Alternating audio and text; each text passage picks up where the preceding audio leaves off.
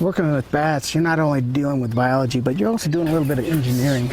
Yeah, that looks good. That looks really good. As dusk approaches in the woodlands near Santa Fe, this one's right over the water. Hopefully we'll intercept them as they're coming in to take a drink. research biologist Dr. Ernest Valdez is setting a trap for bats. Should we open this one? I think we're ready. It's a game of chance, with the odds improving just as the sun sets at the Pecos National Historical Park. So here we have Myotis humanensis. This team is conducting research, 6.3 grams. looking for signs of a deadly disease And this is a riparian specialist. called white nose syndrome. We're watching species on the brink of extinction. Here's why white nose syndrome is such a big problem. The fungus that causes the disease infects bats during hibernation, causing them to wake up. The bats use up their fat reserves and starve before spring arrives. That deadly disease was first detected in upstate New York in 2006. Since then, the disease has spread to 33 states, wiping out millions of bats. For years, many believed this was an East Coast problem. But then something happened. It jumped to the West Coast, and just last year, that fungus was found here in New Mexico at the El Malpais National Monument.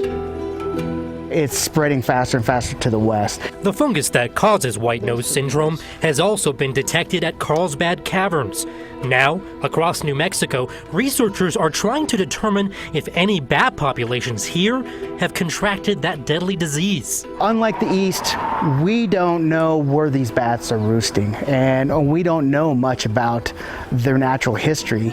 The impacts of this disease is still unknown across North America. Dr. Valdez says these nocturnal creatures are often misunderstood.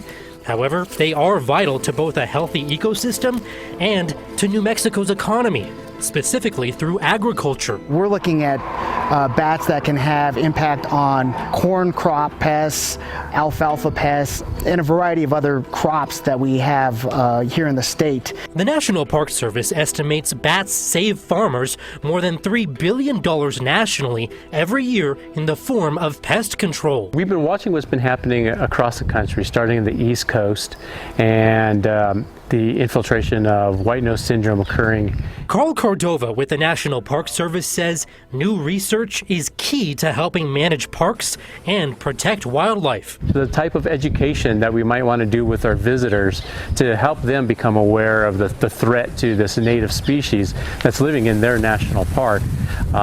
These are species that have been treasured for generations. The fungus that causes the disease can be spread by bats flying from place to place, but it can also be spread by people.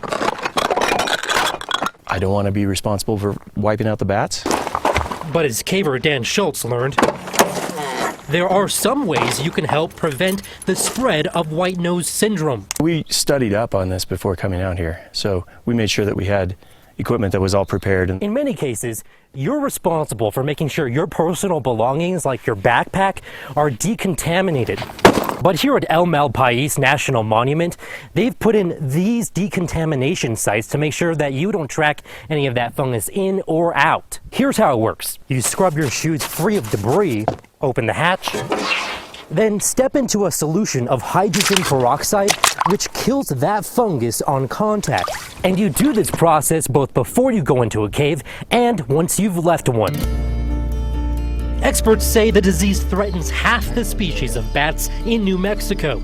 But on this night near Santa Fe, But this one has darker membranes. some good news. And we have another Myotis humanensis. No sign of infected bats for now. If it had been affected by a white nose and survived, the wings would be extremely deteriorated. Dr. Valdez hopes his research will help shine a light on this impending problem. Even though they've gotten a bad rap over the years, this is the time where awareness really needs to be focused on bats and their health related to this white nose syndrome. Nathan O'Neill, 4 Investigates.